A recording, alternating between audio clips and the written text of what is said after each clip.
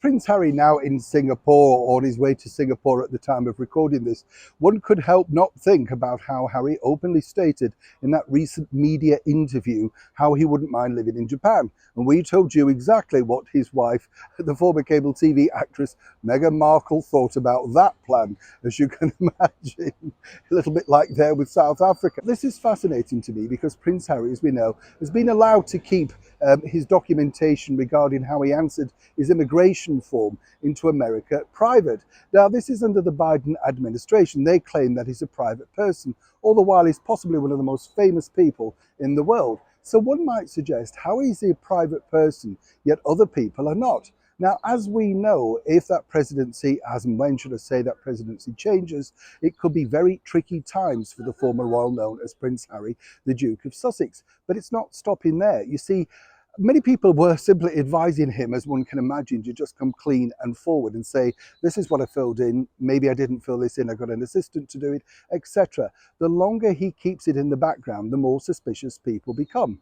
And again, now Congress are asking questions which could now move forward to another situation in the autumn where certain people will be pushing to overturn this privacy order. Moving forward with that, this could be very detrimental for Harry, particularly as they're trying to realign themselves as good people, working for charity, keeping their head down, being television producers, all of that sort of thing, you know? Now, again, with Prince Harry, one might suggest whoever went through that book with him for Spare and decided perhaps this wasn't a good idea to talk so openly may have helped him. Or, you know, as some people are suggesting, there were certain people around him who literally advised, encouraged, and basically said, no, put it in.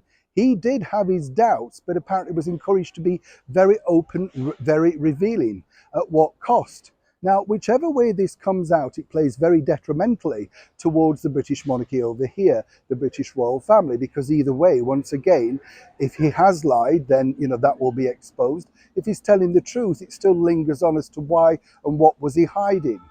Now, pushing forward, this is going to be very damaging in the autumn winter for Prince Harry, and this is not the time that they really need to have any more bad publicity. And the other side of the coin, let me tell you, is simply this: Harry and Meghan are talking big about this particular new project for Netflix.